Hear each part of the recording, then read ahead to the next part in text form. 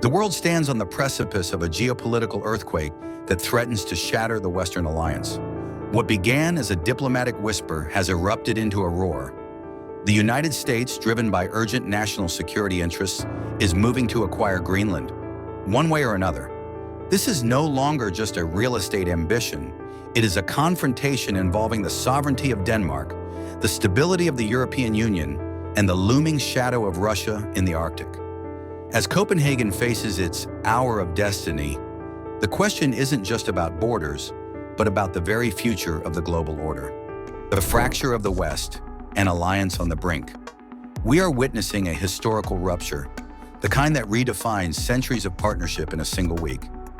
The Atlantic Alliance, the bedrock of Western security since 1949, is cracking under the immense pressure of the Arctic dilemma. When Washington declared its intent to secure Greenland, treating the world's largest island as a strategic imperative rather than a sovereign territory, it sent a shockwave through the European economy and diplomatic corps. This is not merely a political dispute. It is an economic siren wailing across the markets. The immediate consequence of this standoff is a paralysis of trust. For decades, the flow of trade, intelligence, and military cooperation between the US, Denmark, and the broader EU was taken for granted. Now uncertainty rules. Global markets hate uncertainty. The euro and the Danish krone are already seeing volatility as investors try to price in the unthinkable. A potential trade war or sanctions regime between the United States and a NATO ally.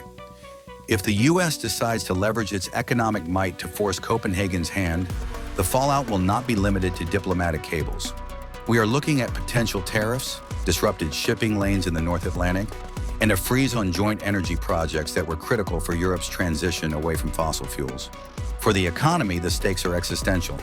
The European Union is scrambling, engaging in a brainstorming session to persuade President Trump to reverse course. But the economic leverage is lopsided. The US sees the Arctic as the new Mediterranean, a vital ocean of resources and security buffers against China and Russia. By refusing to sell, Denmark is viewed in Washington not as a principled ally protecting its constitution, but as an obstruction to American security. This shift in narrative changes the economic landscape entirely. Defense contracts, trade agreements, and technology transfers are now bargaining chips. The impact on employment within the defense and logistics sectors is immediate and sharp. Military contractors who thrive on US-European interoperability are freezing hiring, unsure if the political climate will allow for future collaboration. In Brussels and Washington, the mood is grim. The brainstorming in Europe is not just about saving face, it is about saving the transatlantic economy from a self-inflicted recession. If the US proceeds with unilateral measures, what the reports call one way or another, we could see a fragmentation of the Western economic bloc, leaving Europe vulnerable just as the Russian threat looms larger than ever. The West is fighting with itself, and the price of this infighting will be paid in the currency of stability and economic growth. The Danish dilemma and the Arctic prize.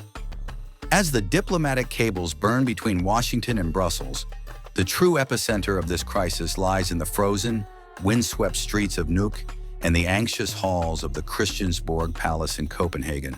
For Denmark, January 2026 has brought what headlines are calling a moment of destiny, a phrase that carries the weight of existential dread.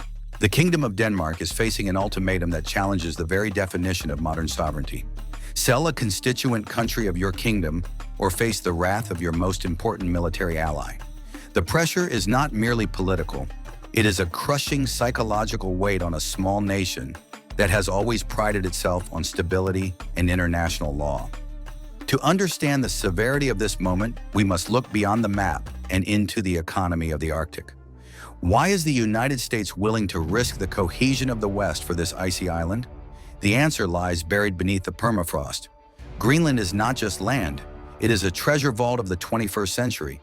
It holds some of the world's largest undeveloped deposits of rare earth metals, neodymium, praseodymium, terbium, materials that are the lifeblood of the digital age, essential for everything from fighter jets to electric vehicle batteries. For years, the West has feared China's stranglehold on these supply chains. Washington's move is a raw, aggressive bid to secure resource independence. But for the people of Greenland, This strategic interest feels like a crosshair painted on their backs. For the ordinary citizens of Greenland and Denmark, this high-stakes poker game has immediate, tangible consequences on their daily lives. The uncertainty is a poison to the local economy.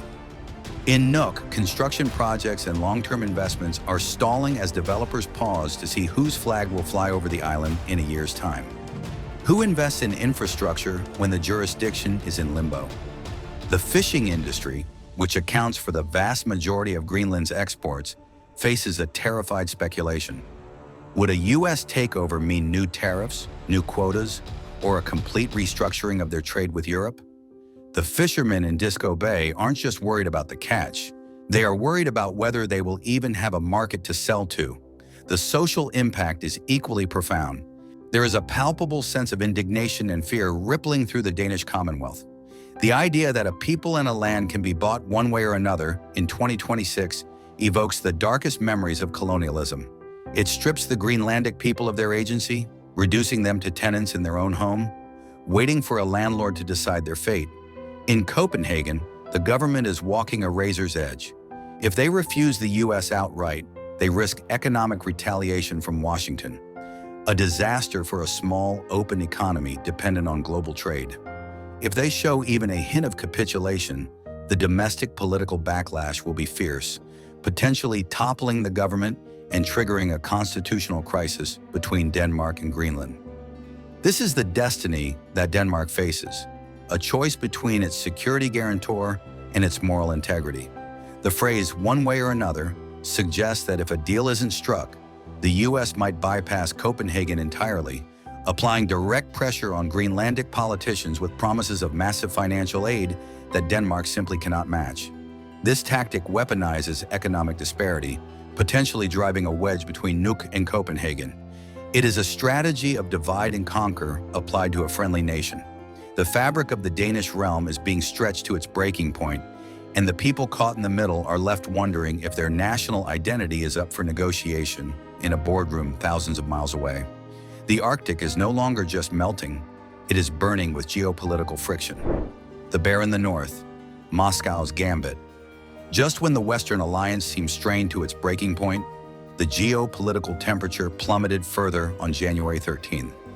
The crisis, initially a family dispute within NATO, was suddenly hijacked by a third player, transforming a diplomatic standoff into a global security nightmare. Dmitry Medvedev, deputy chairman of the Russian Security Council, stepped into the fray with a statement that was equal parts sarcasm and sinister warning.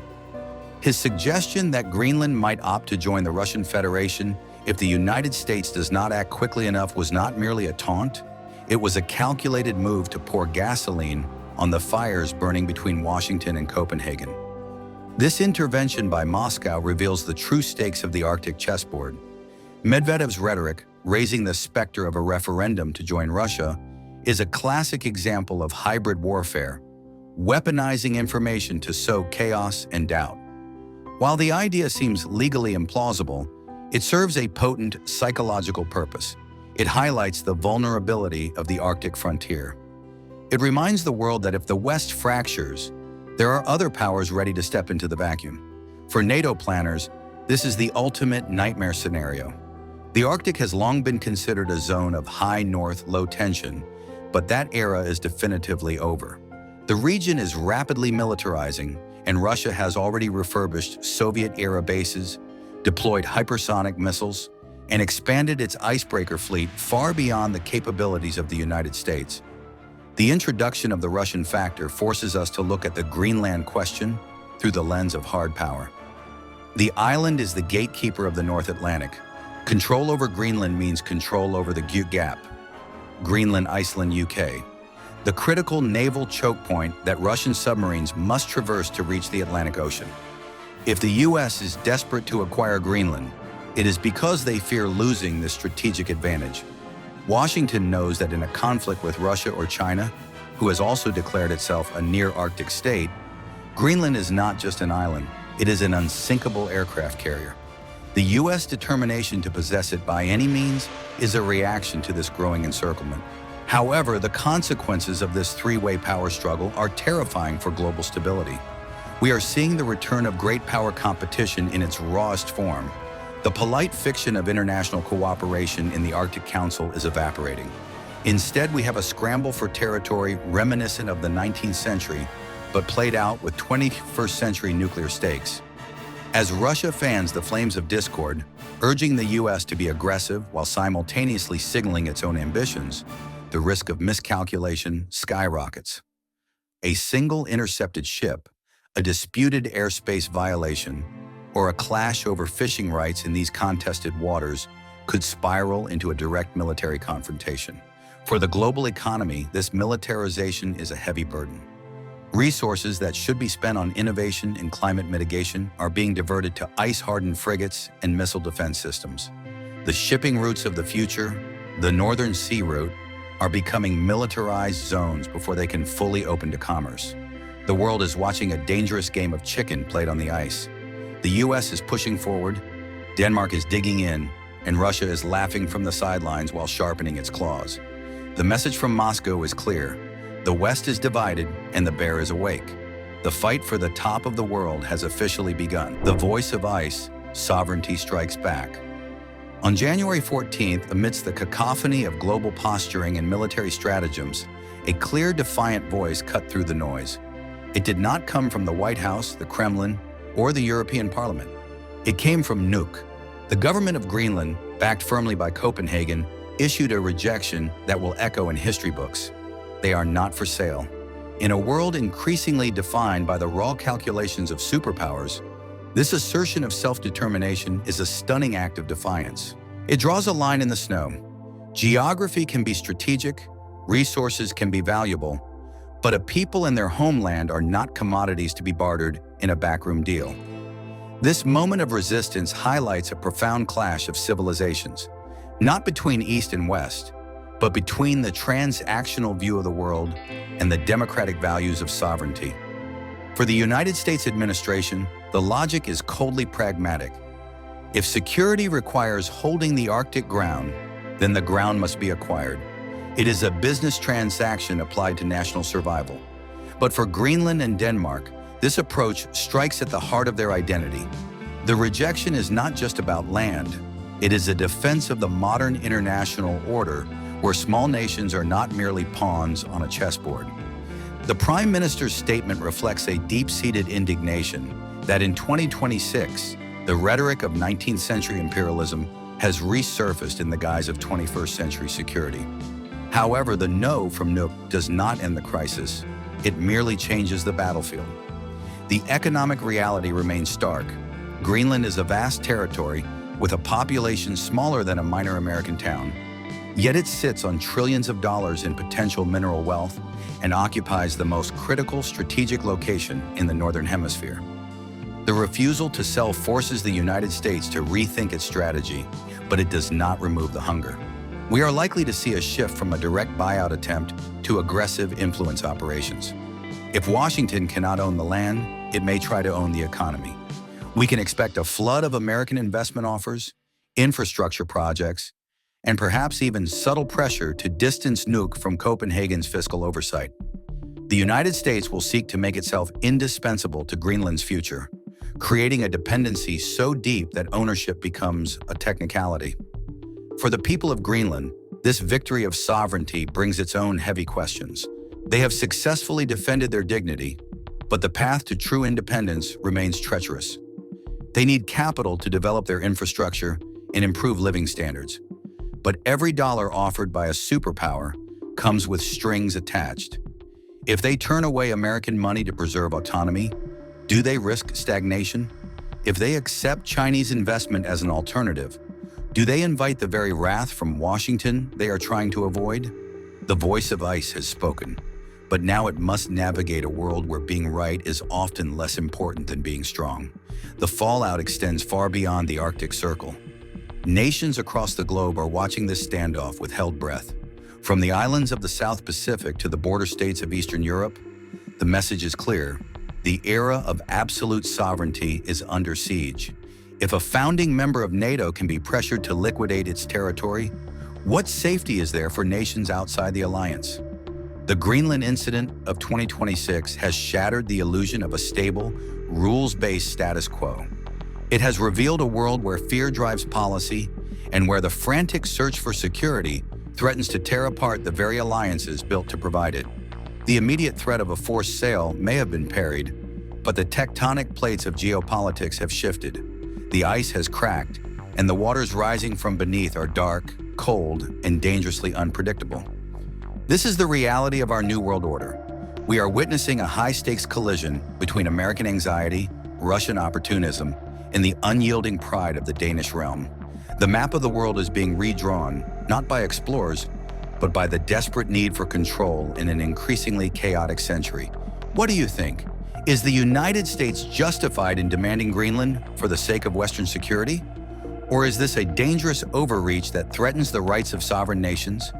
Does the end justify the means when the stakes are this high? Leave your thoughts in the comments below. We want to hear your perspective on the battle for the top of the world. Don't forget to like and subscribe for more in-depth geopolitical analysis.